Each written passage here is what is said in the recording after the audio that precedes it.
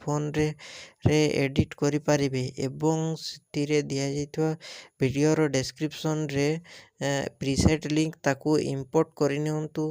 ତାପରେ ସେଥିରେ ଆପଣ ଯାହା କିଛି ଚେଞ୍ଜ କରିବାକୁ ଚାହୁଁଛନ୍ତି ତାହା ଚେଞ୍ଜ କରିପାରିବେ ଏବଂ ନ ଚେଞ୍ଜ କରି ମଧ୍ୟ ଆପଣ ତାକୁ ସିଧା ଡାଉନଲୋଡ଼୍ କରିପାରିବେ। ଯଦି ଭିଡ଼ିଓଟି ଭଲ ଲାଗିଥାଏ ଚ୍ୟାନେଲଟିକୁ ସବସ୍କ୍ରାଇବ୍ ଆଣ୍ଡ ଭିଡ଼ିଓଟିକୁ ଲାଇକ୍ କରିନିଅନ୍ତୁ।